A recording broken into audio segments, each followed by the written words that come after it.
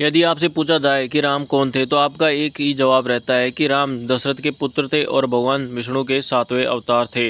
माता कैकेयी की वजह से उन्हें 14 वर्ष का वनवास मिला था। वनवास के दौरान रावण के द्वारा माता सीता का हरण कर लिया गया था, जिसके बाद हनुमान जी के साथ और अन्य वानर सेना के साथ प्रभु श्री राम ने माता सीता को रावण का वध करके मुक्त किया था। लेकिन कुछ ऐसी पौराणिक कहानियाँ जिन्हें रामायण में भी वर्णित नहीं किया गया है पूरे तरीके से, शायद इसीलिए हमारे सनातन धर्म का मजाक बनकर रह जाता है और हमारे पास पूरा जवाब किसी भी बात का नहीं होता, ताकि हम सामने वाले को सही जवाब दे सके। आज हम इस वीडियो में आपको बताएंगे कि प्रभु श्री राम कौन थे और आखिर रामायण की वे कौन सी घटनाएं हैं जिन्हें आज तक हम नहीं जान पाए हैं। तो वीडियो को लास्ट तक जरूर देखना। इसके बाद आप बड़ी ही आसानी से प्रभु श्री राम और रामायण के बारे में सही जानकारी प्राप्त करके अन्य लोगों को समझा सकोगे।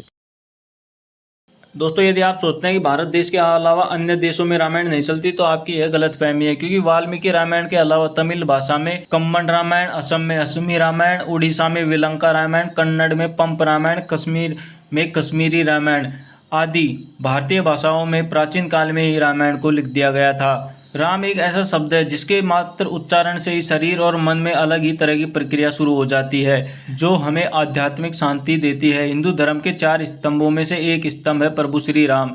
भगवान श्री राम ने एक आदर्श चरित्र हम सबके सामने प्रस्तुत किया है और समाज को एक सूत्र में बांधा है। भगवान श्री राम का जन्म 5114 ईस्वी पूर्व हुआ था, चैत्र मास की नवमी को, जिसे राम नवमी के रूप में भी मनाया जाता है। जन्म का समय राम की वंश परंपरा और उनकी पीढ़ियों से भी सिद्ध होता है। अयोध्या के इतिहास और अयोध्या की वंशावली से यह सिद्ध होता है कि भगवान श्री राम का जन्म 5114 ईस्वी पूर्व हुआ था। यदि आप सोचते हैं कि प्रभु श्री राम पर मात्र एक ग्रंथ लिखा था जिसका नाम है रामायण, तो आपकी यह गलतफहमी है। प्रभु श्री राम पर वैसे तो कई ग्रंथ लिखे गए, लेकिन वाल्मीकि रामायण ही इसका प्रमाणिक ग्रंथ माना जाता है। यह मूल संस्कृत भाषा में लिखी गई है।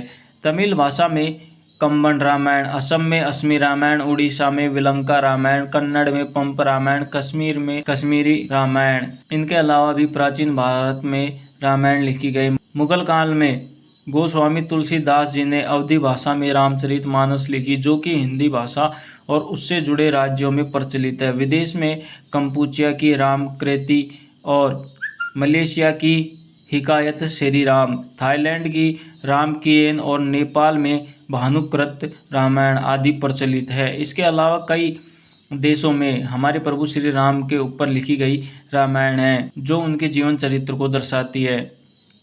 वैवस्वत मनु के 10 पुत्र थे। उनमें से एक थे इक्ष्वाकु के कुल में रघु का जन्म हुआ। रघु के कुल में राम हुए। राम के पुत्र कुश हुए। कुश की 50वीं पीढ़ी में शैल्य हुए, जो महाभारत के काल में कौरवों की ओर से युद्ध किया था। शैल्य की 25वीं पीढ़ी में सिद्धार्थ हुए, जो कि शाक्य पुत्र शुद्धोधन के बेटे थे। इन्हीं का नाम आगे चलकर गौतम बुद्ध हुआ।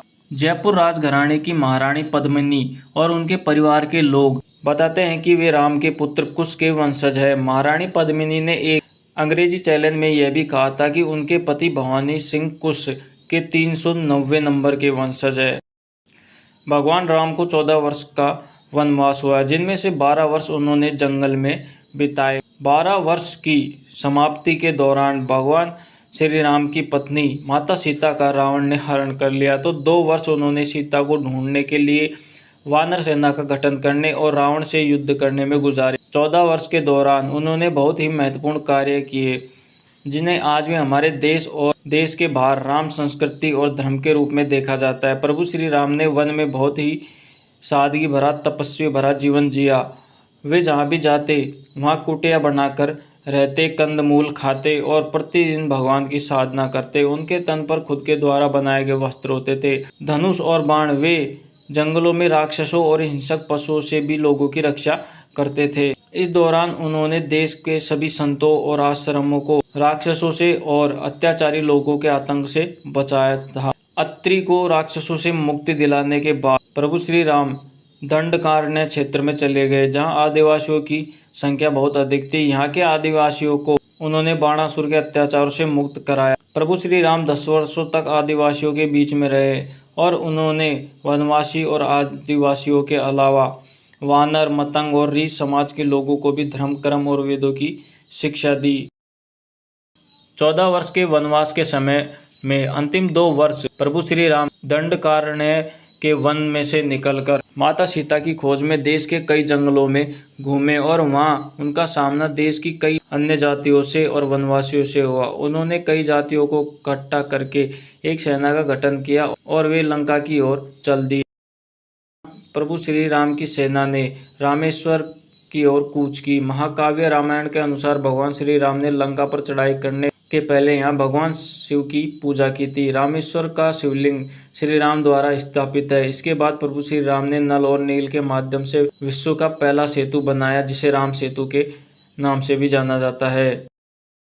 भगवान श्री राम और माता सीता के जीवन से जुड़ी 200 से भी अधिक घटनाएं ऐसी है जिनसे पता चलता है कि रामायण कोई काल्पनिक घटना नहीं बल्कि एक सत्य घटना है, जहां आज भी तथा संबंधी स्मारक स्थल विद्वान है। श्री राम और सीता जहां रुके वहां पर वे चीज़ें आज भी विद्वान हैं। वहां के स्मारकों, गुफाओं, चित्रों, स्थानों के समय काल की जांच पड़ताल वैज्ञानिकों ने स्वयं की और इन स्थानों में से प्रमुख नाम जैसे सरयू, तमसा नदी, प्रयागराज, सबरी का आश्रम, तुंगभद्रा, राम सेतु, रामेश्वर आदि शामिल है, जो आज वर्तमान समय में बड़ी ही आसानी से देखे जा सकते हैं।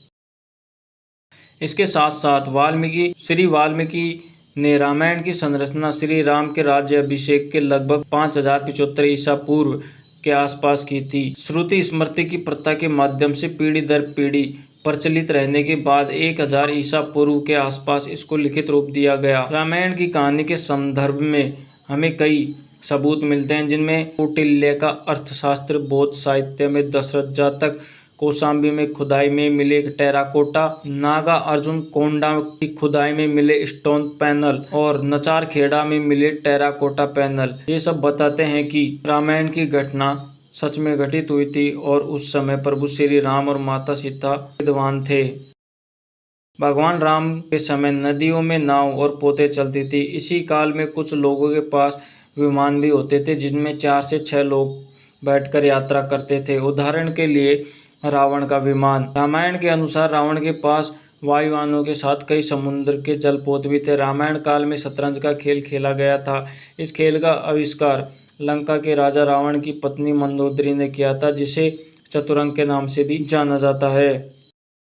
दोस्तों, आपको यह जानकर आश्चर्य जरूर होगा कि रामायण काल के 3 लोग आज भी जीवित है, जिनका नाम हनुमान, जामवंत और विभीषण है। ये बात तो आप सब लोगों को पता है। इनके काल के पूर्व के 2 लोग आज भी जिंदा हैं। उनके नाम विरोचन पुत्र महाबली और जमद अग्नि के पुत्र परशुराम हैं। प्रभु श्री राम की 2 बहनें थीं, जिनमें एक का नाम शांता तो दूसरे का नाम कुकुम्भी था। दक्षिण भारत की रामायण के अनुसार श्री राम की बहन का नाम शांता था, जो चारों भाइयों में सबसे बड़ी थी। शांता राजा दशरथ और कौशल्या की पुत्री थी, लेकिन पैदा होने के कुछ वर्ष बाद राजा दशरथ ने शांता को अंग देश के राजा रोमपद को दे दिया था। काफ़ी लोग ये मानते हैं कि भगवान श्री राम ने धोबी के कहने पर माता सीता का परित्याग कर दिया था, लेकिन ऐसा नहीं है। पहले रामायण में आपको पता होगा कि 6 कांड होते थे, उनमें से उत्तराकांड नहीं होता था। फिर बुद्धकाल में उसमें राम और सीता के बारे में सच झूठ लिखकर उत्तराकांड जोड़ दिया। उस काल से ही इस कांड पर विद्वानों ने घोर विरोध भी किया था, लेकिन इस उत्तराकांड के चलते ही साहित्यकारों, कवियों और अन्य व्यक्तियों को एक नया मसाला मिल गया, जो इस तरह राम नाम को धीरे धीरे बदनाम करता गया। श्री राम द्वारा जल समाधि लेने की घटना को हिंदू दलितों का धर्मांतरण करने वाले आलोचकों ने आत्महत्या करना बताया है। मध्यकाल में ऐसे बहुत से साधु हुए हैं जिन्होंने जिंदा रहते हुए सभी के सामने समाधि ली थी, अर्थात उन्होंने अपना देह त्याग दिया था। उदाहरण के लिए हम बाबा रामदेव को ले लेते हैं, जिन्हें राम सा पीर के नाम से भी जाना जाता है। उन्होंने जिंदा समाधि ले ली, तो क्या यह आत्महत्या हुई? दरअसल अयोध्या आगमन के बाद राम ने कई वर्षों तक अयोध्या का राजपाट संभाला। इसके बाद गुरु वशिष्ठ और ब्रह्मा ने उन्हें संसार से मुक्त हो जाने का आदेश दिया। ये घटना के बाद उन्होंने जल समाधि ले ली। सरयू नदी में श्री राम ने जल समाधि ली। अश्विनी पूर्णिमा के दिन मर्यादा पुरुषोत्तम राम ने अयोध्या से सटे फैजाबाद शहर के सरयू किनारे जल समाधि लेकर महाप्रयाण किया। उनके पीछे थे उनके परिवार के सदस्य, जिनमें भरत, शत्रुघ्न, उर्मिला, मांडवी और श्रुतकीर्ति थे। ओम का उच्चारण करते हुए वे सरयू जल में एकाएक समा गए। तो कैसी लगी आपको हमारी ये वीडियो? लाइक शेयर कमेंट जरूर करें, चैनल सब्सक्राइब अवश्य कर ले और कमेंट में जय श्री सीताराम अवश्य लिखे। धन्यवाद।